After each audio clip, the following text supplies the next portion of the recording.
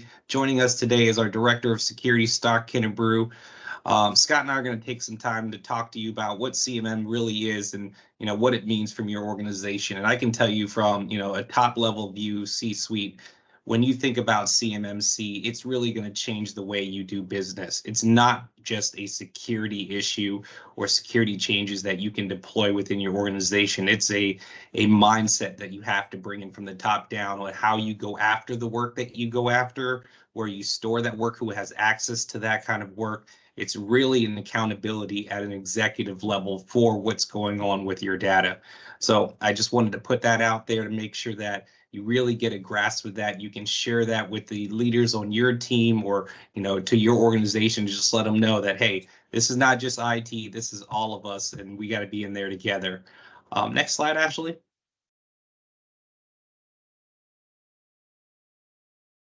All right, great. So yeah, quick little introduction here. Scott and myself, as I said, CEO of Rolle IT. I've been working in the IT industry since I got out of the Navy. It's been a blessing for me. Scott is the same way. He's an Army guy, so Army intelligence kind of guy. So we'll give him that, so a little smarter than the average soldier, I'll say out there. Rolle IT, we're filled with veterans here. We are a service-stable, veteran-owned small business, and we focus on serving the Department of Defense and all those industries that go with them. So started this company with my wife, Marla Roll, about 6 years ago. She's also a veteran. Shout out to the Air Force. I got a shout out to our Marines, I guess everybody, right? So we represent all branches here at Rolle IT. So we continue to serve. The mission is still there for everything we do. So if you ever need anything when it comes to your IT services, IT support, we cover anything from your traditional IT consultant to software development to cybersecurity, which you're going to hear a lot about today. And what that really means is we can cover you in any fashion that you need. The full DevSecOps world can be covered by our team here. So with that, let's go ahead and start jumping in. I will introduce Scott. Let him take a second to introduce himself, and we'll dive into today's topic. Scott?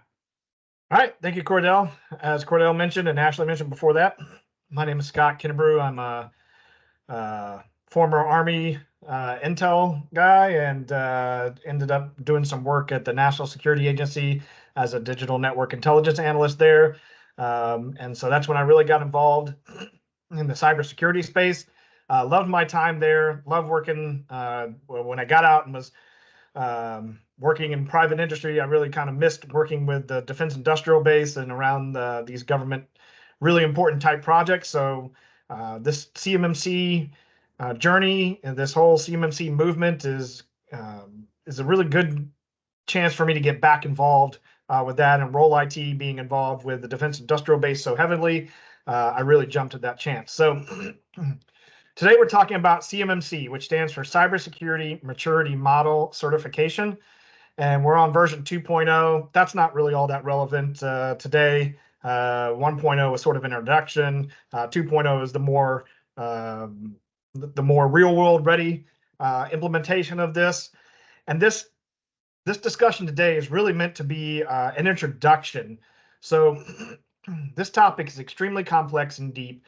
And the reality is that an hour is not enough time to deliver really even a minimal level of proficiency in CMMC. So what we hope this does is it stimulates some thoughts and some questions in your head that you will reach out to us after this presentation to ask us your more involved questions, because that's really CMMC is all about learning. There's so much to learn. So with that, let's just do real quick a general introduction to where does all of this come from. So CMMC is ultimately the DoD's answer to the federal CUI rule. Where this all started was President Obama signed an executive order saying, hey, we have to come up with a CUI program.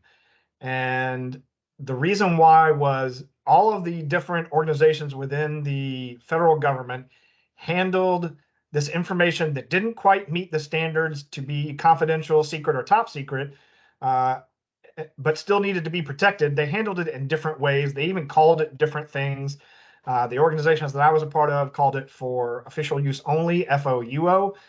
But when we would send it to some organization that called it something different, much less handled it different, that produced a whole bunch of different issues. So Obama said, enough of that. We're going to call it all the same thing, and we're all going to come up with similar ways to handle it. So that was the CUI rule.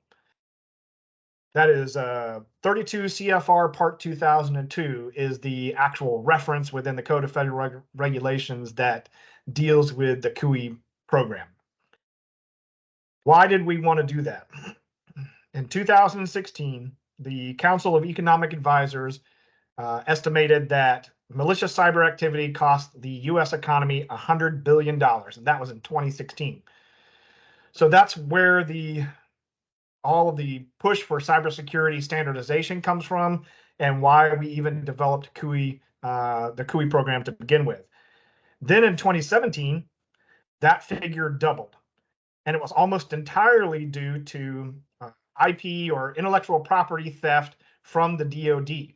So the DoD realized they had a significant problem, and they weren't just going to sit by and wait for the federal government to come up or implement their own standards on how the CUI rule should be enforced. So they came up with CMMC and started doing aggressively pursuing implementation of this program almost immediately.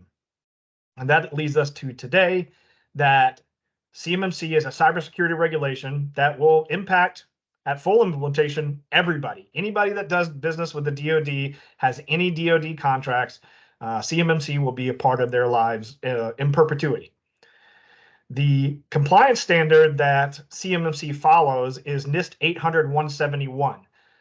A lot of you are probably already familiar with that. And it might even ask, well, if we already have that, then why do we need CMMC? Well, CMMC is ultimately an enforcement mechanism. There are a few things in CMMC that go above and beyond NIST 800-171. We're not really going to talk about those today. They're important, but they're, the bulk of the standard is NIST 800-171. So CMMC is an enforcement mechanism. What do I mean by that? The DIMCAC did a study where they found out that, all these people were attesting that they were compliant with NIST 800-171 through their SPRS score. Hopefully everybody's familiar with that term. But then they would go in and actually assess whether these companies were compliant to the level that they said they were. And they would find that not just a few, but the overwhelming majority, somewhere in the neighborhood of 90%, were not compliant to the level that they said they were compliant, or at the very least, not the way that DIMCAC understood what that compliance to mean. So they knew they had a problem. They knew they had a serious problem when the overwhelming majority of that 90% didn't get anywhere close to what they said that they were at. So the DoD decided we're gonna push this effort forward and not wait around for the rest of the federal government. If there's one thing you take away from this presentation today, it's that this is not an IT problem. This is an organizational effort. If you think that you can put NIST 800-171 or CMMC compliance off on your IT department and never have to worry about it again, unfortunately, you are in for a rude awakening. What do I mean by that? NIST 800-171 includes provisions for HR policies that have really, I don't want to say nothing to do with IT, but very little to do with IT. So how does an IT person get HR to buy into this program? Well, they have to have organizational buy-in from the top down. They have to have the backing of senior management. So again, if there's one thing you take away from this presentation today, is that CMMC is an enforcement mechanism to make sure that your entire organization has bought in to compliance with these standards. So what is the CMMC program? Well, certification is divided into 3 levels. We're only going to talk about 1 and 2 today. 3 is coming. It is the highest level, and it is fairly well spelled out already, but it won't be implemented until the 3rd phase of implementation, and we'll talk about the phases of implementation here in a little bit. But the 3rd level of implementation, or the 3rd level of certification, at this point is not available. So 1 and 2 are the near-term levels of certification that we're going to be worried about. Level 1 deals only with organizations that will handle FCI, federal contract information. That's like metadata about the contract itself. Level 2 is what most people will fall under, and that is the actual controlled unclassified information. To reach those levels, you must show the capability to manage your environment within 14 different domains. We'll talk about what those domains are in a minute. And under those domains, there are 110 different controls that must be met. The difference between CMMC and what existed before with NIST 800-171 is that a third-party assessor will come into your network, will come into your environment, and make sure that you are doing the things that you say you're going to do. Now, this is not a gotcha. They're not there to make sure you're doing it the way that that individual third-party assessor thinks you should be doing it. They're there to make sure that you have come up with a plan to meet these requirements and that you're doing that plan the way that you said you were going to do it. So the assessment team will validate your own internal assessment and validate your own attestation of compliance. They're not there just to get you. All right, so let's take a look at that program in a little bit greater detail, their framework. So these 14 different domains are listed here. And with each one of these domains, we're saying, yes, we have the capability to do personnel security or physical protection or any of those domains. Now, the columns there, level 1 and level 2, or 1 and 2, are level 1 and level 2. So level 1 has 17 basic requirements that must be met. Level 2 has an additional 93 requirements for a total of 110 requirements that must be met for level 2 certification. Within each one of these domains, there are multiple practices or controls that this standard outlines to say, yes, these are how you show the capability and that you're actually practicing these 14 different domains. But here's an additional caveat behind that, because a lot of things you'll see online and a lot of other CMMC self-styled experts will say, oh, there are 110 controls. But the reality is, in the assessment guide that a third-party assessor is going to use when they come into your network to determine whether you're meeting these controls, contains sub-objectives for each one of those 110 controls. And in total, there are 320 sub-objectives that make up the 110 controls, and you must meet all of them. So each sub-objective that's listed in the assessment guide must be met in order to say, yes, you actually are doing that control. Now, we've talked about CMMC up to this point as like this thing that you're going to get, and then you're good to go. But that is not reality. CMMC is a program that must be implemented in your organization. As Cordell mentioned before, this is a process that will change the way that you do business. It is not a singular achievement. It is an ongoing process. We'll talk about many of the other ways that that's underscored, but the primary way that that's underscored is that you will have annual attestation saying, yes, we are continuing to meet every year the requirements of the CMMC program. And every third year, you will require a new third-party assessment. And not only that, that third-party assessor will come in and say, were you doing the things that you needed to do when you self-attested over the past couple of years that you said you were doing? There's no finish line. So as you see below, there are these specific activities that must be met daily, weekly, monthly. There is some gray area, or not, I don't want to say gray area, but there is some room to interpret those. But the reality is that they must be done regularly and over time, and the evidence must be collected that you're meeting these specific requirements outlined in NIST 800-171. Now, you see the term POAM here, plan of action and milestone. What that really means is some of these requirements are eligible for a POAM, which is just, yes, we realize that we're not meeting that requirement currently, and here's the plan that lays out our path to meet that requirement. And those must be closed within 180 days. And a third-party assessor will certainly come back and make sure that you have closed those in the accepted time frame. There's also some other caveats.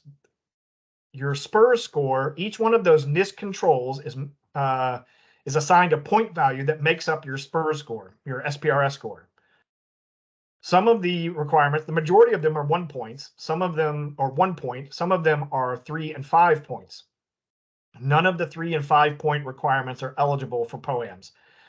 You can achieve certification with POAMs for up to about 20% of the 1 point requirements. Now, again, those have to be closed within 180 days. And yes, the third-party assessors will be checking to make sure that that's done. But it is possible. However, obviously, once you close them, then you're going to have to update that documentation saying, yes, we closed them. And that's going to be reflected in your system security plan and your policies and all of that. Not only that, your system security plan, policies, procedures, all of these things, the evidence and the data that you're collecting in these specific activities all have to be updated over time. So that compliance must be kept up as a continual effort. It certainly is not an achieve it and you're done undertaking. All right, so who does it impact? If you do business with the DoD, it basically impacts you. If you have contracts with the federal government, these requirements will be in those federal contracts at some point. And we'll talk about that timeline here in a minute.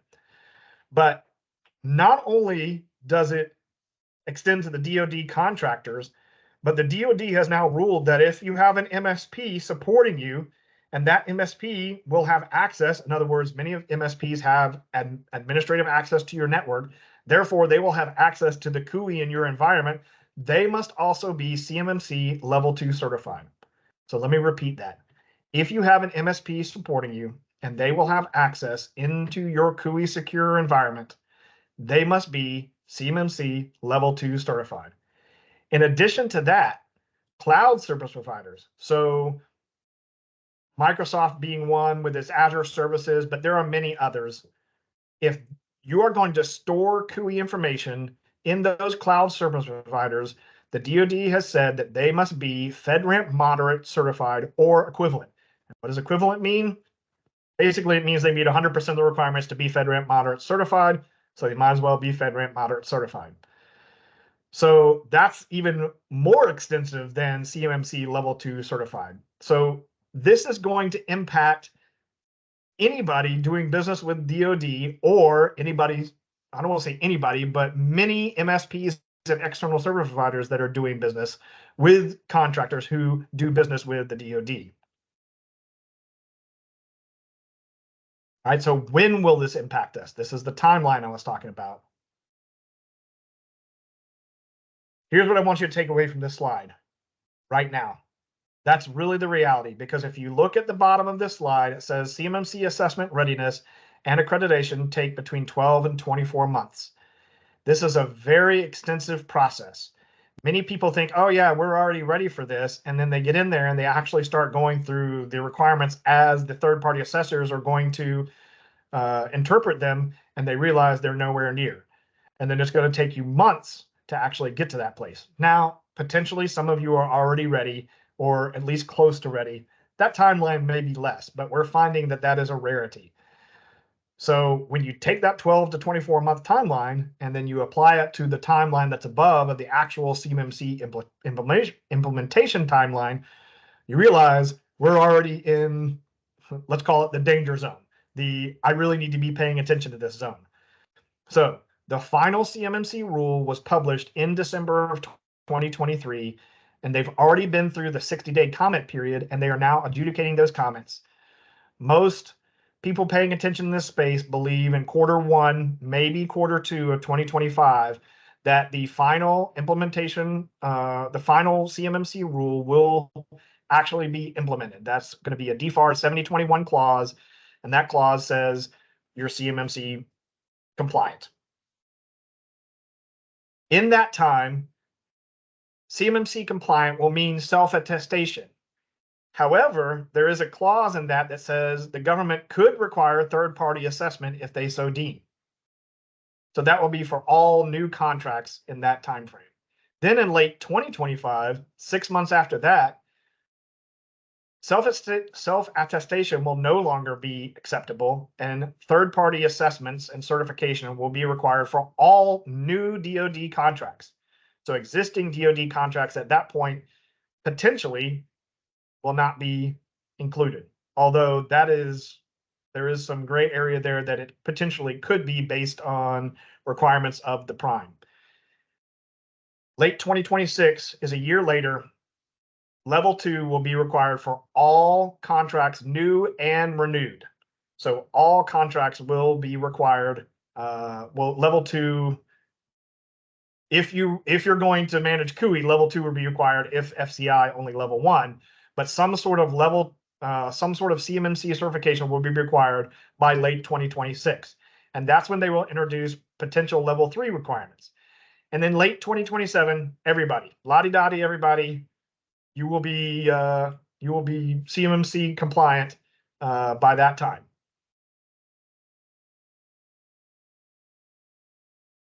So again, just to review, how do you achieve CMMC certification? You meet all 110 security controls in NIST 800-171. Plus, there's a couple extra elsewhere in the CMMC rule, but for the most part, 110 security controls of NIST 800-171. I did mention earlier that you could POAM some of them. That is possible, but within 180 days, those have to be closed out. And then don't forget that those are broken down into 320 different sub-objectives that the assessors will be looking at to make sure you meet those requirements.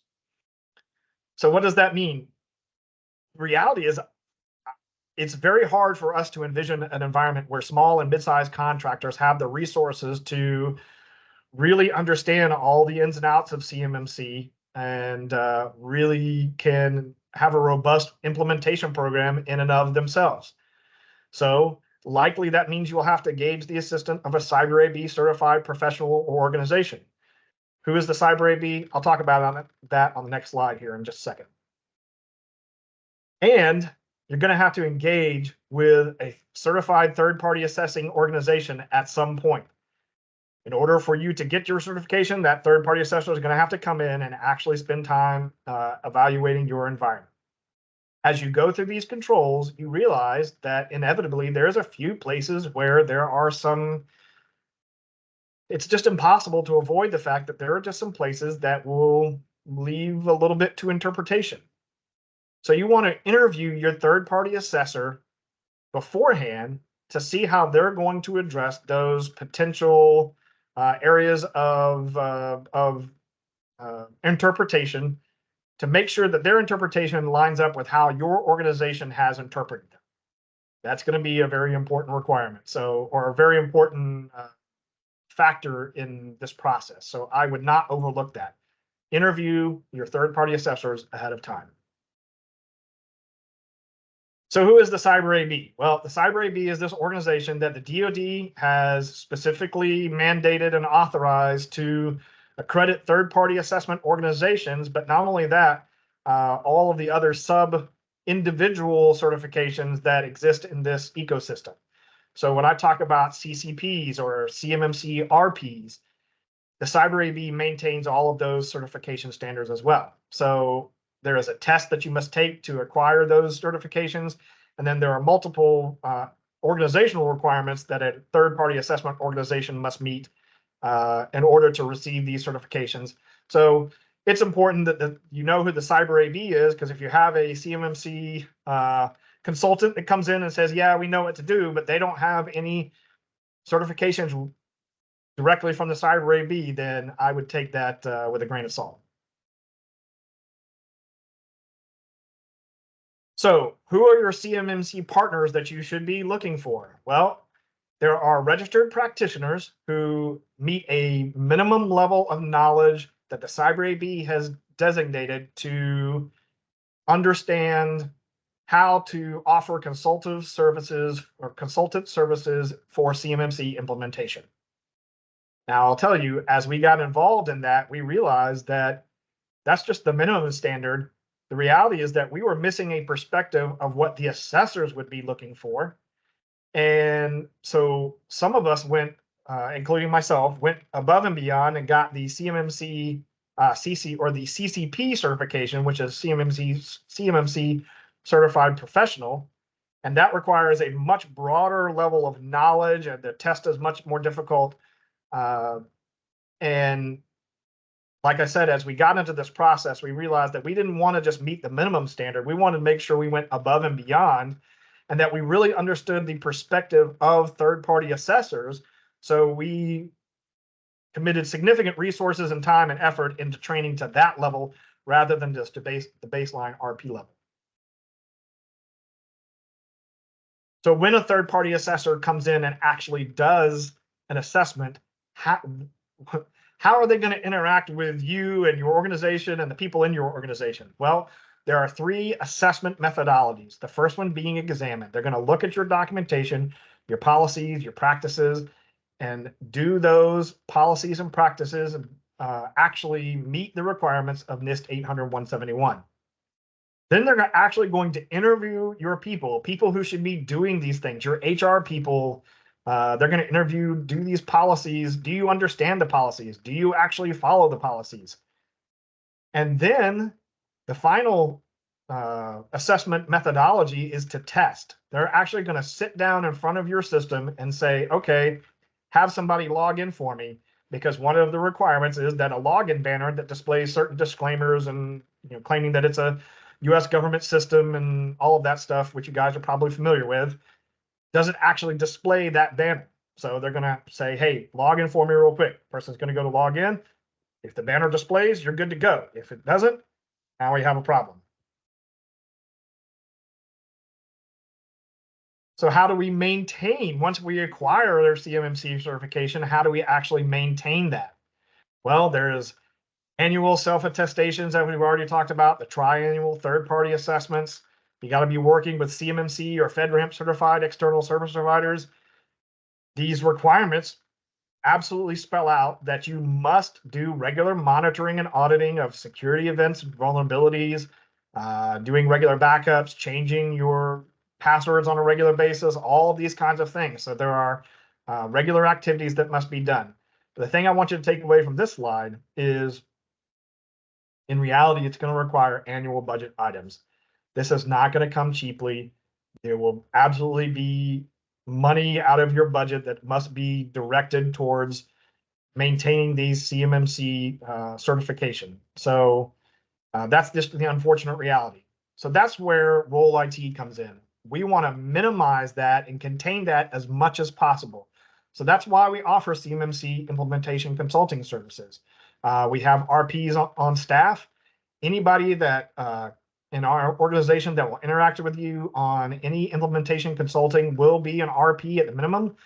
Some of us have already gone and gotten our CCP certifications for that additional level of knowledge. So we're the ones that are really designing the program and writing the policies. And you see this is a screenshot of our webpage here. This is a place that you can go not only to keep track of how we are adapting our program over time and improving it, but also we will, as the CMMC program itself adapts and changes over time, this is a place that you can go to keep abreast of some of those changes and how we are adapting our own program to meet those changes. So what are some of the deliverables you can expect to see out of a CMMC implementation or consulting program?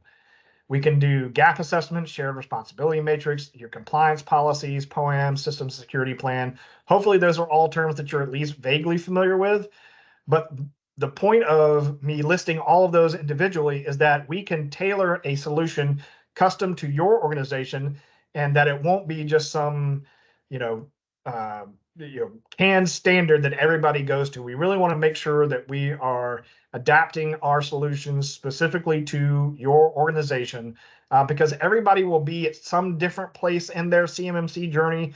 Everybody will have different levels of support within their own organization. Some of our customers have IT staff in place that we're supplementing. Some don't have any. So there's a very wide range of deliverables that we can produce for you. But the ultimate deliverable, of course, is the system security plan. And, we can write that out for you. However, I want to make sure that I highlight that anybody that says that they can come in and do everything for you, I would take that with a huge grain of salt, because the reality is that this is a relationship. And as I stated before, you have to have organizational buy-in, and the reality is that your organization must be involved in this process and must be making decisions about how you are going to carry out this program within your organization, meaning hiring policies, what happens when somebody gets terminated, what happens to their equipment, what happens to their data, all of this kind of stuff, what happens to their access, how is all of that handled. Those are decisions that ultimately an MSP can't make for you. They have to work with you to establish those and maybe give you some best practices, but really those decisions have to be made at the organizational senior leadership level.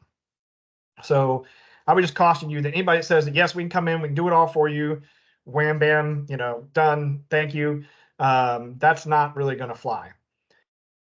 So if you are a consulting services client, a CMMC consulting services client of ours that's going through the more broad plan, that we're not just doing a gap assessment for you, maybe we're doing some more stuff for you, we have a CMMC portal that we put you in that you can track your compliance journey at any time. And not only can you log in, you can see what we've been doing, where you're at in that journey, what evidence we've gathered for you. In that portal, we can also assign certain tasks to you so that you can keep up with, yes, we need you to answer these questions. We need you to answer, or we need you to have this kind of input on this particular policy or whatever it may be, so that this is a central location that everybody knows, yes, this is my responsibility, this is my timeline, and this is the evidence and the deliverable from that particular action or requirement. The point is, we really want to build a partnership and a relationship with you from every step of the process, through your system evaluation, gap assessments, policy guidance. We can help write those policies for you, all the way up to your third-party assessment. This is a question that we get regularly. What happens when when my third-party assessment comes around? Are you going to be there? You're not going to be there? Yes, absolutely. Really, that's up to you. If you don't want us there, then I understand that. But I would think in most situations that's going to be the preferred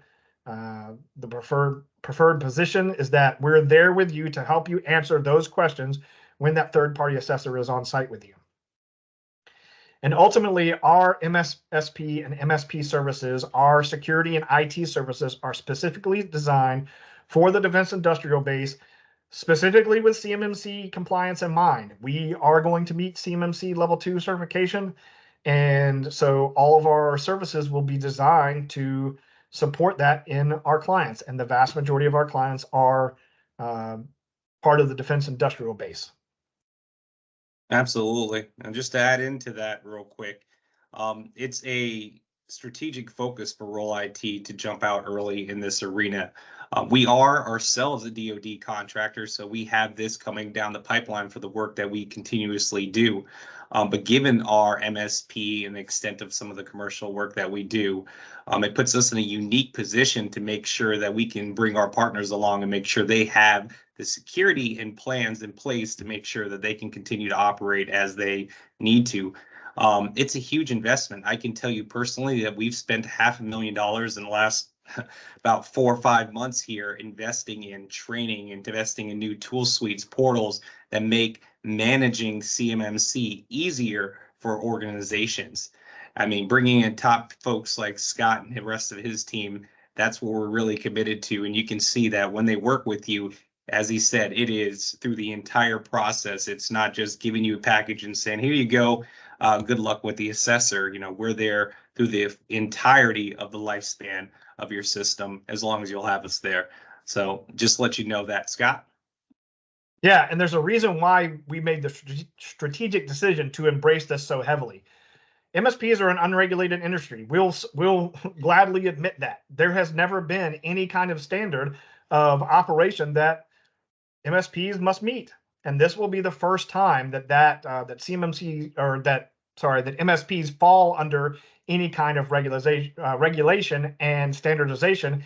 And we highly we are very excited about that. Now, there are some MSPs that are kind of bristle at that idea, that the government would tell them how to do cybersecurity. And I understand that perspective to some degree, but ultimately, we think that this is really what the country needs, that MSPs should be regulated, that we shouldn't absolutely need to meet some basic cybersecurity regulations. And so we really have made the strategic decision to run headlong towards that rather than away from it. So, in conclusion, what are you going to need? You're likely going to need some sort of CUI secure enclave. The idea that your entire network, that everything you do is CUI, so everything we're going to, everything we're involved in, our entire network is going to be CUI secure, unfortunately doesn't really, it's difficult in practice. Now, this will depend on, once we actually dig in your environment, obviously we'll have more to say about that, but the reality is that in NIST 800-171, there are specific requirements that say that your CUI secure environment will have minimal functionality, meaning only things that are required to perform the contracts that the CUI is being generated from, and therefore things like your marketing staff or whatever really shouldn't be included in that. So I'm sure that brings up some questions. We can talk more about that after this presentation. It will require you to have security software and security monitoring software. There are specific parts of the regulation or the requirements that say that. Really, it's going to require you a partner to understand the space. As Cordell just mentioned, we have devoted a significant amount of resources to doing that. And it's just not, it's not really realistic for every single small and medium-sized contractor to devote those same level of attention and resources to understanding all the ins and outs of CMMC. As we stated before, if you have an MSP and they're going to have access in your CUI secure environment, they're going to have to be CMMC level 2 certified, full stop. And as I stated in the very beginning, if nothing else, take away this from this presentation, CMMC is going to change the way you do business. It's going to require organizational buy-in at all levels. I didn't reference it specifically in this presentation, but you guys can go look at the US government already sued Georgia Institute of Technology for under the False Claims Act for saying that they were meeting certain certifications or certain requirements that they did not meet. And they received significant financial penalties because of that. Not only that, there was no criminal charges brought, but there was some direct implication of individuals within that organization. So senior leaders, you will be signing off on these requirements. And so you need to realize that you are attesting that your organization meets those requirements, and the government has already shown an appetite to prosecute if that is not the case. So I'm sure this brings up a lot of questions. And so we're going to go through a couple of questions that we find that are frequently asked to us. So I'm just going to go ahead and address them. One, do we have to go to GCC High? The short answer is no. You can meet the requirements through GCC. There are also some other alternatives out there that we can discuss in greater detail at some other time. However, many clients, Microsoft has stated that GCC High will be the only environment that they offer that you can directly collaborate with DoD cloud environments through, that you will not be able to do that in GCC. So unfortunately, what that means is that's driving a lot of our clients to automatically go to GCC High rather than GCC. So the short answer is no. The long answer is probably. How do we know what is CUI? This, unfortunately, is a question we get asked a lot, but the reality is that your organization is ultimately accountable for what is CUI in your environment. We would not be doing our duty if we advised you as to any different, that we could just tell you what is CUI in your environment. That is not the case. Your organization must be able to answer that. However, we also understand that this is a very complex topic, and we want to give you as much guidance as we can. We will certainly direct you to the places within all the different federal regulations that outline what CUI is. But I also want to give you a quick mnemonic real quick that might help you at least get a little bit better grasp on this. And that is, of course, CUI stands for Controlled Unclassified Information. But in my little version here, it's in knowing what CUI is. C stands for, is it created for or by the government? Is it used in the performance of a contract? And is it identifiable in the CUI registry that NARA produces, which we can certainly direct you to, but NARA produces a CUI registry that will outline all the different types of CUI. So is it identifiable in the CUI registry? And then the last frequent question we get is, there's many places in the NIST 800-171 standard that says things should be determined by the organization. What does that mean? Does that mean the OSC? OSC stands for Organization Seeking Certification. That would be you, or the Cyber AV, or the DoD. Who does that mean? Well, it means the OSC. So then the follow-on question is, well, does that really mean I can just change passwords every 5 years if my organization determines that's what we want to do? Not exactly. Many times that this phrase is paired with the word regularly or consistently. And if you look those up in the assessment guide glossary, it means at a minimum annually. So there is a little bit of caveat to this, but for the most part, it's exactly what it means. Determined by the organization, and that means you. All right, so hopefully those answered some of your questions, and we have a few minutes left. We're going to open it up to questions in general that you guys might have. So hopefully you were paying attention. You have some good questions for us.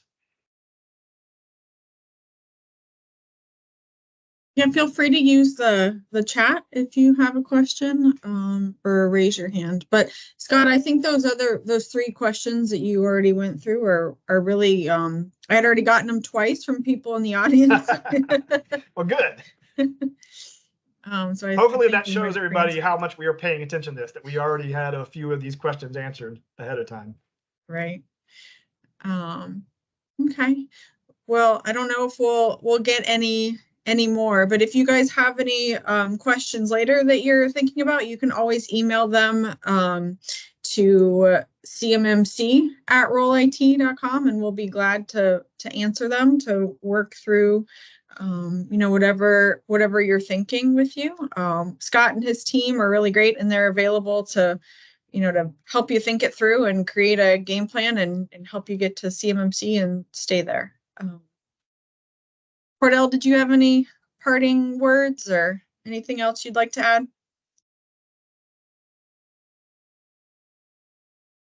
I think you did a great job, Scott, and I'm getting some thank yous. Yeah.